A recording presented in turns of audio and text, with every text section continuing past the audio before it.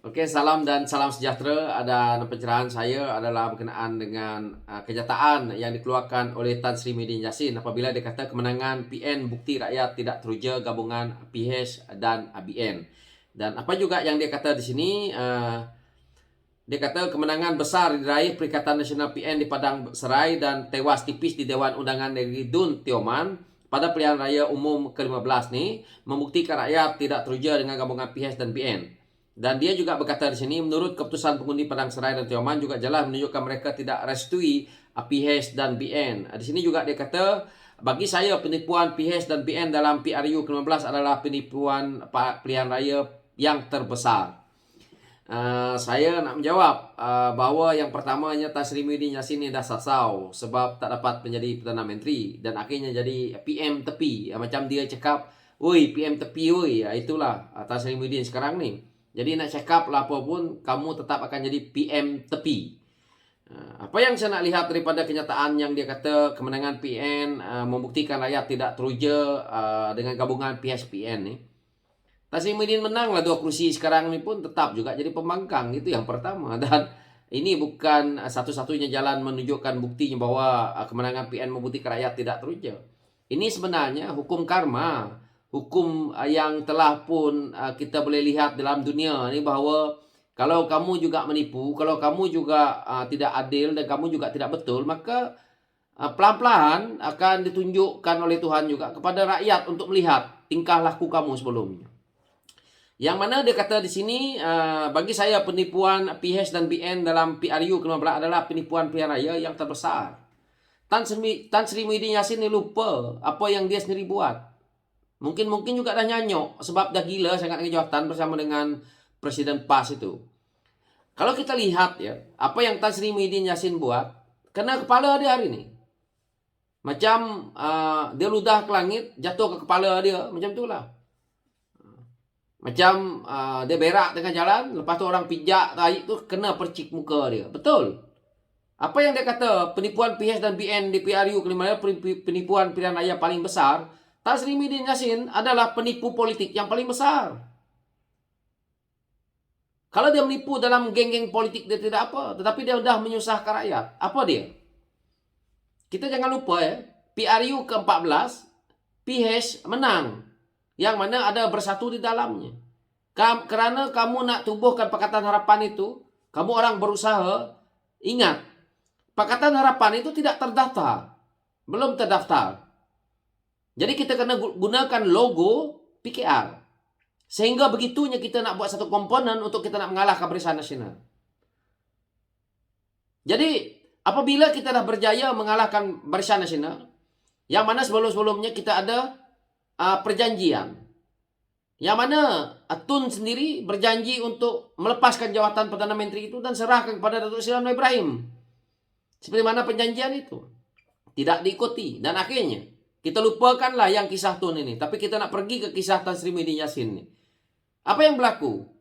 Dalam kecoh-kecoh-kecoh, kita tahu sebelum-sebelum itu dah buat Kongres Maruah Melayu apa semua segala macam. Didorongi oleh pemimpin-pemimpin PAS ni. Dan juga pemimpin UMNO yang gila kuasa waktu itu. Akhirnya mereka buat kerajaan Melayu Islam. Bagaimana kerajaan Melayu Islam yang dia katakan ini ditubuhkan? Adalah dengan penipuan politik. Kita lihat, mandat rakyat memberi kemenangan kepada Pakatan Harapan itu besar kemenangan waktu itu. Tetapi Tan Sri Muhyiddin Yassin robohkan dengan penipuan politik. Jadi Tan Sri Muhyiddin Yassin lah pengamal penipuan politik yang paling licik di dalam negara ini. Menjadi Perdana Menteri atas pintu belakang, bukan atas mandat rakyat. Seorang Perdana Menteri yang dilahirkan bukan daripada mandat rakyat. Maaf cakaplah, Tan Sri Muhyiddin Yassin dan Datuk Seri Ismail Sabri adalah Perdana Menteri yang bukan daripada mandat rakyat sebenarnya. Kerana komponen parti dia tidak menang. Jadi Tan Sri Muhyiddin Yassin buat Perikatan Nasional itu melalui pintu belakang. Kita tengok Perikatan Nasional, bagaimana mereka luluskan. Begitu cepat. Jadi di sini kita harus lihat siapa dia yang menipu. Hari ini, Tan Sri Muhyiddin Yassin nak berbangga dengan kemenangan yang dia dapat ini. yang mana di Padang Serai ini berbanggalah, tak kisah. Kamu juga macam itu dulu. Rakyat di luar berbangga dengan PS menang. Kamu robohkan undi rakyat. Hari ini kamu nak berbangga dengan kamu menang satu kursi itu, berbanggalah. Rakyat ketawa kamu. Di Padang Serai mungkin boleh dibodohkan, tetapi keseluruhan rakyat Malaysia ini tak boleh dibodohkan. Jadi apa yang kita rakyat Malaysia yang lain lihat hari ini adalah kemenangan kepada Datuk Seri Anwar Ibrahim jadi Perdana Menteri. Dan akhirnya PAS dan Bersatu menjadi pembangkang. Itu kemenangan pada saya. Dan akhirnya kita boleh lihat isu-isu yang melibatkan 600 bilion. Kita boleh lihat isu-isu 7 juta rundingan terus. Lepas tu isunya bagai-bagai kita boleh nampak. Lepas ni mungkin kita boleh lihat isu-isu penyelewengan yang dibuat oleh Perikatan Nasional yang dikatakan Susi Murni ini. Jadi itu yang paling baik. Jadi tidak payah Tan Sri Muhyiddin Yassin nak bercerita tentang isu penipuan politik yang dibuat oleh BN-PN ini. Sebenarnya PN memainkan isu perkauman, memainkan isu agama, itu lagi parah. Akhirnya kita lihat mungkin dia mempengaruhi undi 18 karena sentimen ini amat berbahaya. Kita mendidik anak-anak yang umur 18 ni dengan ideologi yang songsang, maka dia akan memberi kesan yang akan datang kepada negara kita ini. Karena kamu politik dengan menggunakan cara yang tidak betul. Bukan kamu menaikkan semangat anak muda ke arah pembangunan modal insan ataupun pembangunan kepada bagaimana nanti mereka ni menjadi seorang yang boleh menjadi pemimpin negara. Tetapi demi kemaruk kuasa, demi untuk tembolok sendiri, memainkan isu yang tidak ada kepentingan, yang tidak ada untungnya untuk ekonomi negara, untuk keseluruhan rakyat Malaysia, berbilang kaum, isu kepada agama dan bangsa, tidak ada. Jadi, apa yang Tan Sri Muhyiddin Yassin nak cakap, nak katakan Pakatan Harapan ataupun Barisan Nasional menipu dalam pilihan raya ini yang terbesar, sebenarnya orang yang penipu itu adalah Tan Sri Muhyiddin Yassin.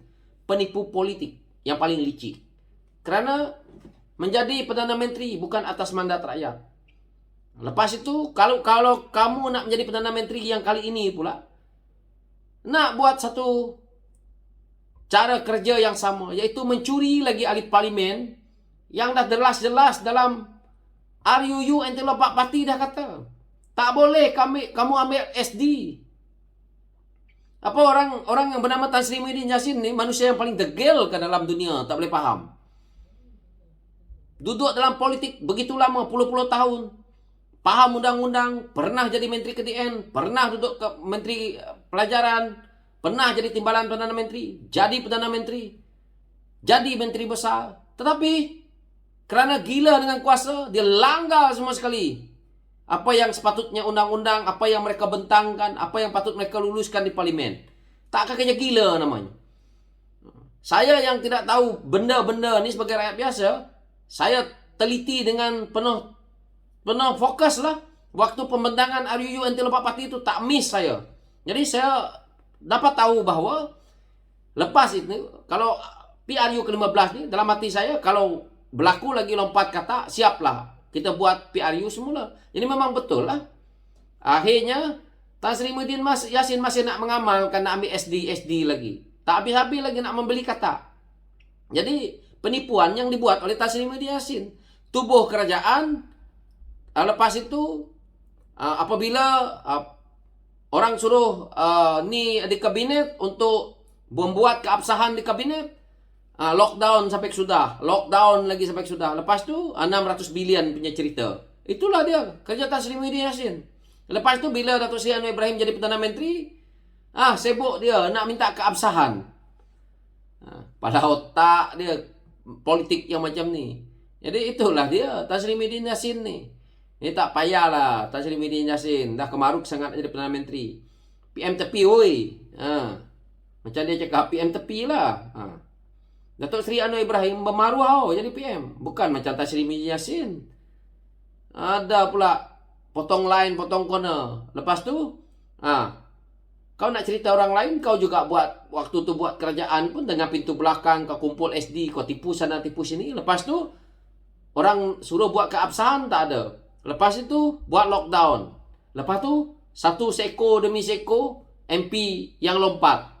Lepas MP lompat, kita kira tak cukup lagi. Akhirnya sehinggalah kerajaan Pak Mael ni, baru kita tengok satu dua aja kursinya yang lebih. Jadi jelaslah di situ penipuan Tan Sri Muhyiddin Yassin waktu mendapatkan jawatan Perdana Menteri itu. Ini nak buat lagi sekali. Inilah kerja dia.